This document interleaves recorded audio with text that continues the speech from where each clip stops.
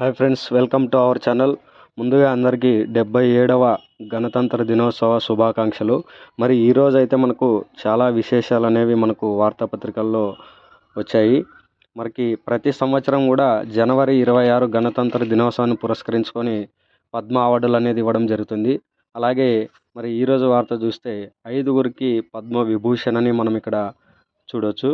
మనకు జనవరి 26న ప్రతి సంవత్సరం ఈ పద్మ అవార్డులను ప్రకటించి మార్చిలో వాటిని రాష్ట్రపతి చేతుల మీదుగా ప్రదానం చేయడం అనేది జరుగుతుంది. ఇక్కడ చూస్తున్నాం కదా, ధర్మేంద్ర, అచ్యుతానంద్, మరో ముగ్గురికి దేశ రెండో అత్యున్నత పురస్కారం. నోరి దత్తాత్రేయుడు, మమ్ముట్టి సహా 13 మందికి పద్మభూషణం. మురళీమోహన్, రాజేంద్ర ప్రసాద్, డాక్టర్ జీవి రావులకు పద్మశ్రీ.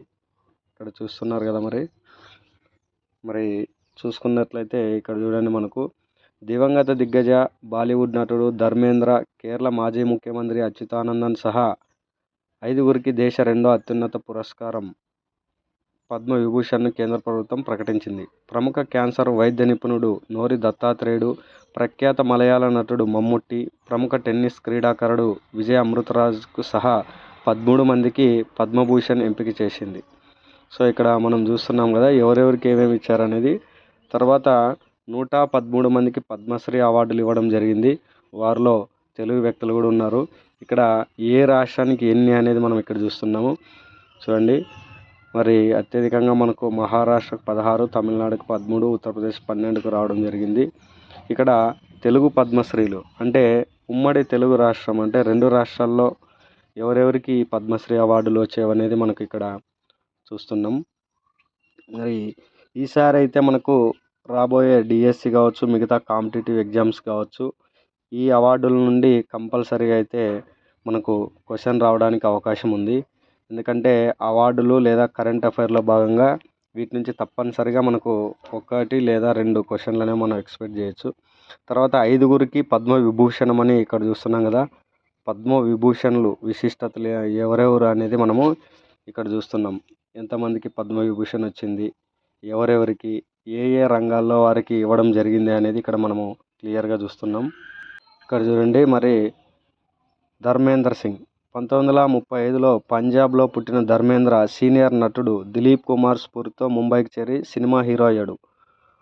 ఫూల్ ఔర్ పత్తర్ 1966తో మొదలైన ఆయన విజయ పరంపర తర్వాత ఏకధాటిగా కొనసాగింది. అంటే ఈయన సినిమా రంగానికి చెందినటువంటి వ్యక్తి.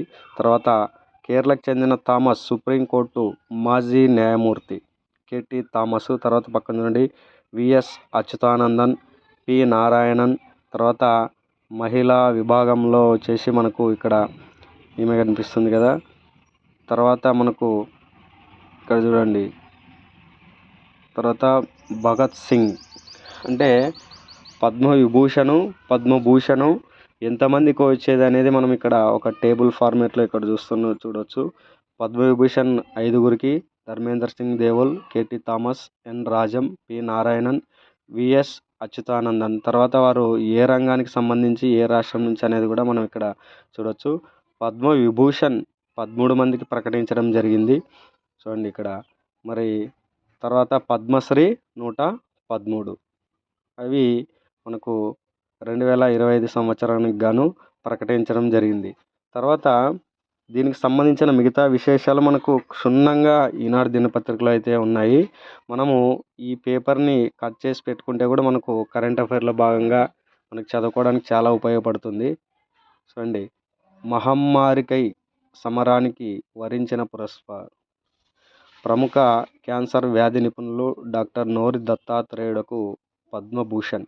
అంటే ఈయన మన తెలుగు వ్యక్తి, తర్వాత ఆంధ్రప్రదేశ్ చెందినటువంటి వ్యక్తి. అలాగే మురళీమోహన్కు, రాజేంద్ర ప్రసాద్లు కూడా వీరికి పద్మశ్రీ రావడం జరిగింది. చూడండి, కృష్ణా తీరంలో వెలిసిన పద్మశ్రీలు అని కూడా పక్కన ఒక ఆర్టికల్ చూడవచ్చు. తర్వాత మరి ఈయన ఏమి వారి మనోగతం, తర్వాత ఆకాశమంతా విజయం, అవిశ్రాంత కృషి. అంటే ఈ అవార్డులు రావడం వెనక వీరు వారి యొక్క వివిధ రంగాల్లో ఎంత కృషి చేశారో అనేదాన్ని మనము వారి యొక్క వ్యక్తిగత మాటల ద్వారా కూడా మనం ఇక్కడ చూడవచ్చు. మనకు తర్వాత క్రీడా రంగంలో చూడండి క్రీడా రంగంలోనే మరి రోహిత్, హర్మన్లకు పద్మశ్రీ పురస్కారం రావడం జరిగింది.